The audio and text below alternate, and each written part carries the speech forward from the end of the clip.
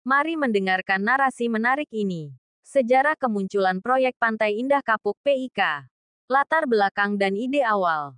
Gagasan untuk mengembangkan kawasan Pantai Indah Kapuk PIK bermula sejak era Gubernur DKI Jakarta Ali Sadikin tahun 1966 sampai tahun 1977.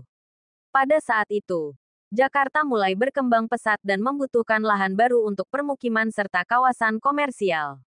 Salah satu yang menjadi perhatian adalah kawasan pesisir utara Jakarta yang masih berupa rawa, tambak, dan hutan bakau. Ali Sadikin pernah mendapatkan protes dari Menteri Pertanian saat itu, Thayyip Hadiwijaya, karena kawasan yang direncanakan untuk pembangunan mencakup area hutan dan wilayah konservasi. Namun, proyek tersebut tetap mendapat dukungan dari beberapa pihak. Pada awal 1980-an, ide pengembangan kawasan Kapuk dan Angke semakin nyata setelah Menteri Kehutanan Soedjarwo, tahun 1983 sampai tahun 1987, mengirim surat kepada PT Metropolitan, perusahaan properti milik Ciputra, mengenai peluang pengembangan kawasan tersebut. Dari sinilah proyek reklamasi Pantai Indah Kapuk mulai disusun. Peran Ciputra dan pembangunan awal. Ciputra, seorang pengusaha properti terkemuka, adalah sosok kunci di balik proyek Pantai Indah Kapuk. Melalui perusahaannya, PT Mandara Permai anak perusahaan grup pembangunan Jaya Ciputra menjadi pengembang utama proyek ini. Pada tahun 1982, terjadi kesepakatan antara pemerintah dan pihak pengembang mengenai tukar guling lahan hutan di Angke dengan lahan lain di Bogor, Cianjur, Sukabumi, dan Kepulauan Seribu. Tukar guling ini dilakukan di bawah kepemimpinan Menteri Kehutanan Soedjarwo. Saat Soedjarwo digantikan oleh Hasrul Harahap sebagai Menteri Kehutanan, proyek PIK mendapatkan dorongan lebih kuat. Hasrul bahkan menyatakan bahwa kawasan Angke dan Kapuk bukanlah hutan lindung, melainkan hutan produksi yang tidak ada hutannya lagi. Pernyataan ini memuluskan jalan bagi proyek reklamasi besar-besaran. Pembangunan dan kontroversi awal 1990-an. Pada tahun 1992, warga di Angke, Kapuk Muara, dan sekitarnya mulai resah karena adanya aktivitas reklamasi yang dilakukan oleh puluhan truk dan alat berat. Reklamasi ini bukan hanya mencaplok pesisir pantai tetapi juga mencakup sebagian kawasan cagar alam Angke Kapuk yang seharusnya dilindungi. Tempo dalam laporan berjudul Menelusuri Angke dan Reklamasi PIK, tanggal 29 Januari tahun 1994, mengungkapkan berbagai kejanggalan dalam proyek ini. Hutan bakau dan lahan konservasi yang seharusnya dilindungi justru ditimbun tanah. Analisis dampak lingkungan AMDAL, yang awalnya hanya 100 hektar ternyata berkembang lebih luas tanpa kajian yang memadai. PT Mandara Permai gagal memenuhi janjinya membangun batas pelindung antara cagar alam dan proyek reklamasi. Saat itu, meskipun ada protes dari warga dan lembaga lingkungan, proyek tetap berjalan tanpa hambatan yang berarti. Masa Orde Baru dan hubungan dengan pejabat pemerintah. Proyek PIK berkembang pesat pada era Presiden Soeharto, yang saat itu dikenal memiliki hubungan erat dengan para pengusaha besar. Investigasi Tempo mengungkap bahwa proyek PIK memiliki keterkaitan dengan sejumlah pejabat tinggi, termasuk Soedjarwo, Menteri Kehutanan tahun 1983 sampai tahun 1987, yang diketahui memiliki saham di PT Mandara Permai. Hasrul Harahap, Menteri Kehutanan pengganti Soedjarwo, yang secara terbuka mendukung proyek PIK dan menyatakan kawasan tersebut bukan hutan lindung. Yogo Atmodarinto, Gubernur DKI Jakarta saat proyek PIK berkembang pesat, yang akhirnya diangkat sebagai Ketua Dewan Kehormatan Pengembangan Kawasan Kapuk. Pada tahun 1992, ketika lapangan golf di Pantai Indah Kapuk diresmikan, beberapa pejabat tinggi, termasuk Hasrul Harahap dan Yogo Atmodarinto, turut bermain golf sebagai bentuk perayaan. Dampak dan bencana banjir, 2002. Seiring berjalannya waktu, kawasan Pantai Indah Kapuk berkembang menjadi kawasan elit dengan perumahan mewah, lapangan golf, dan fasilitas bisnis.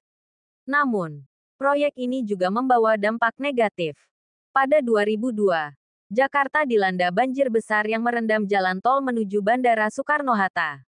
Investigasi menunjukkan bahwa salah satu penyebabnya adalah hilangnya kawasan resapan air akibat reklamasi besar-besaran PIK. Sebelumnya, kawasan ini merupakan rawa dan tambak yang berfungsi sebagai parkir air untuk kelebihan air dari 13 anak sungai yang mengalir ke Pesanggerahan dan Muara Angke. Namun, setelah berubah menjadi kawasan permukiman, fungsi penyerapan air tersebut hilang, menyebabkan banjir yang lebih parah. Kontroversi berlanjut dengan PIK 2.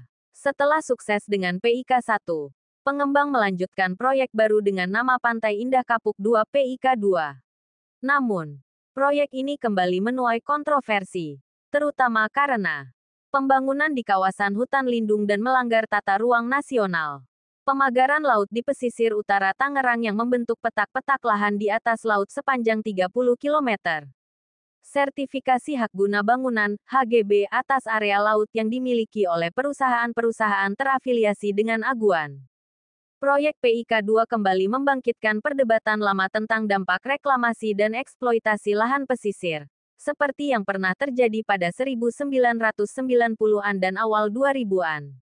Proyek Pantai Indah Kapuk adalah contoh nyata bagaimana kepentingan bisnis dan politik dapat membentuk perkembangan suatu wilayah.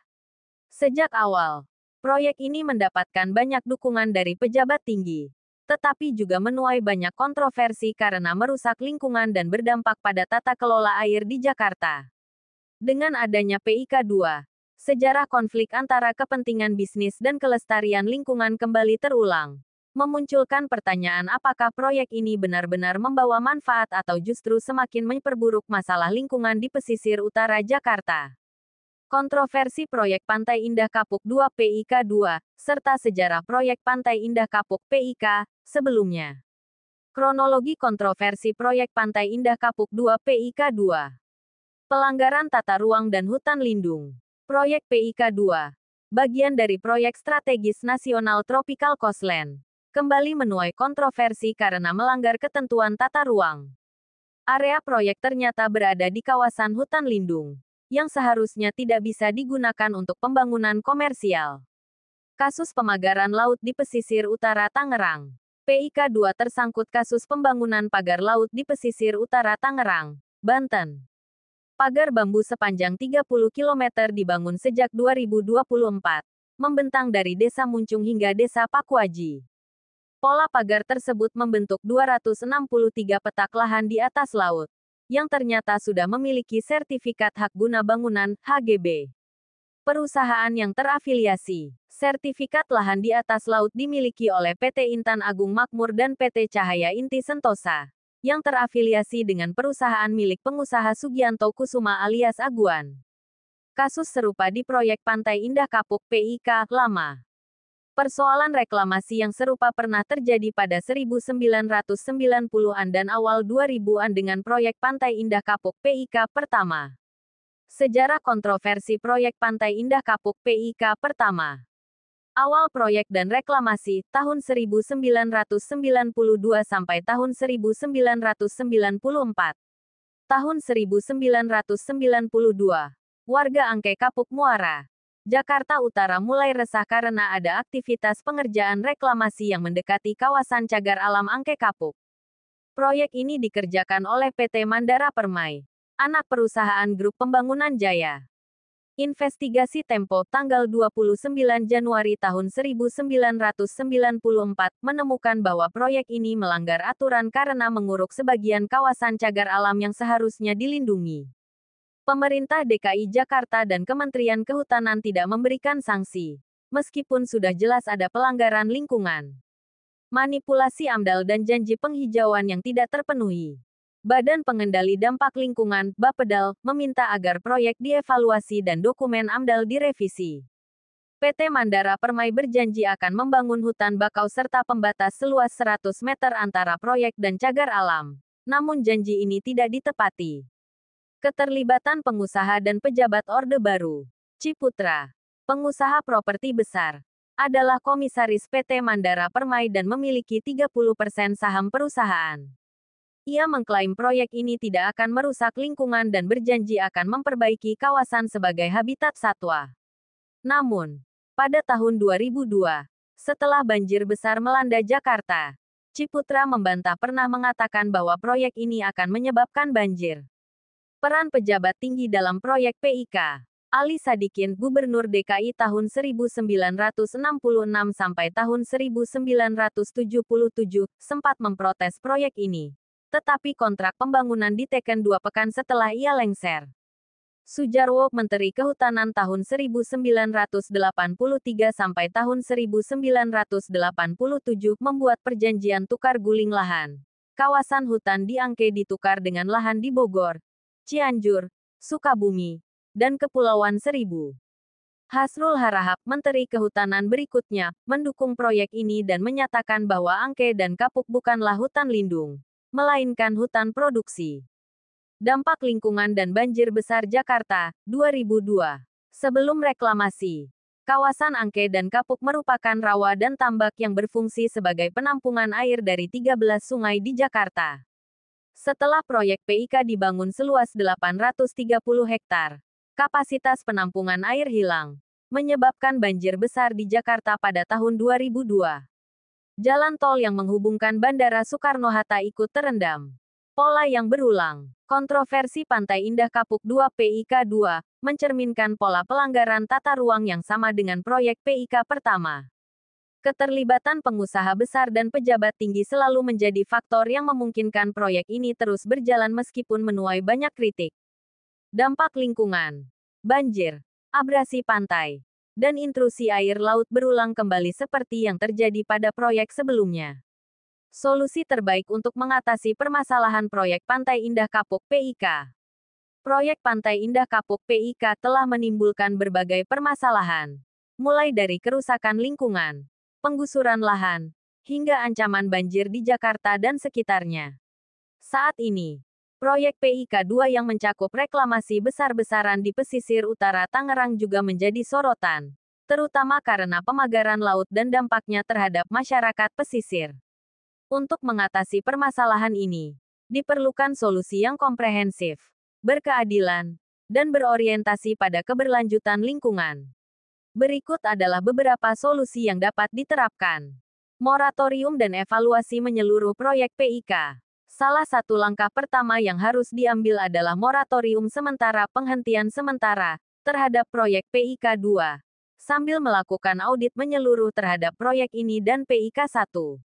Evaluasi ini harus mencakup legalitas proyek, meninjau kembali perizinan proyek, termasuk sertifikat hak guna bangunan, HGB, di atas laut yang kontroversial.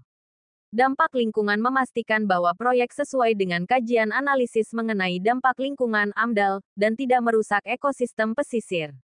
Dampak sosial, mengkaji dampak proyek terhadap nelayan, masyarakat pesisir, dan warga yang terdampak. Evaluasi ini harus melibatkan Kementerian Lingkungan Hidup dan Kehutanan, KLHK, Kementerian ATR BPN, serta lembaga independen dan akademisi untuk memastikan hasil yang objektif. Penegakan hukum dan sanksi bagi pelanggar. Jika ditemukan pelanggaran dalam proyek PIK, maka harus ada tindakan tegas terhadap para pengembang dan pihak-pihak yang terlibat, seperti membatalkan izin proyek jika terbukti melanggar tata ruang atau melakukan perusakan lingkungan. Mengenakan denda besar dan sanksi administratif bagi pengembang yang terbukti melakukan reklamasi ilegal atau melanggar aturan lingkungan. Mewajibkan restorasi lingkungan bagi perusahaan yang telah menghancurkan ekosistem bakau dan kawasan pesisir. Pemerintah juga perlu memperketat aturan terkait kepemilikan lahan di atas laut agar tidak terjadi monopoli dan perampasan ruang publik oleh pihak swasta. Revitalisasi ekosistem pesisir, mangrove dan daerah resapan air. Salah satu dampak terbesar proyek PIK adalah kerusakan ekosistem mangrove dan hilangnya daerah resapan air, yang berkontribusi terhadap banjir di Jakarta dan sekitarnya. Oleh karena itu, harus ada langkah konkret untuk rehabilitasi kawasan mangrove yang telah dihancurkan, terutama di sekitar Muara Angke dan Kapuk Muara. Pembangunan tanggul alam berbasis ekologi, seperti Greenbelt Mangrove, yang dapat melindungi kawasan pesisir dari abrasi dan naiknya air laut. Restorasi lahan basah dan waduk retensi. guna mengurangi risiko banjir akibat hilangnya area resapan alami. Pengembang harus bertanggung jawab untuk ikut membiayai program rehabilitasi ini sebagai bentuk kompensasi atas kerusakan yang telah terjadi. Melindungi hak masyarakat pesisir dan nelayan. Masyarakat pesisir, terutama nelayan tradisional, adalah pihak yang paling terdampak akibat proyek PIK. Solusi yang bisa dilakukan untuk melindungi hak mereka antara lain: menghentikan privatisasi laut yang menghalangi akses nelayan untuk melaut, menyediakan kompensasi layak bagi nelayan yang kehilangan mata pencaharian akibat proyek reklamasi, membuka kembali jalur akses ke laut yang telah tertutup akibat proyek PIK 2, membantu nelayan dengan program pemberdayaan ekonomi, seperti bantuan peralatan modern dan akses ke pasar yang lebih luas. Keberlanjutan proyek PIK harus mempertimbangkan kehidupan sosial ekonomi masyarakat lokal, bukan hanya keuntungan bagi segelintir elit. Menyusun tata ruang berbasis keberlanjutan. Salah satu akar masalah dari proyek PIK adalah perencanaan tata ruang yang tidak memprioritaskan lingkungan dan keseimbangan ekosistem. Oleh karena itu, pemerintah harus menyusun ulang rencana tata ruang wilayah (RT/RW) untuk Jakarta dan Tangerang Utara dengan menyesuaikan prinsip pembangunan berkelanjutan, membatasi pembangunan di kawasan pesisir dan menetapkan zona konservasi yang tidak boleh disentuh oleh proyek properti.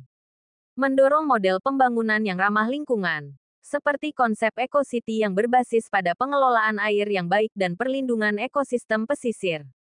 Transparansi dan keterlibatan publik dalam pengambilan keputusan.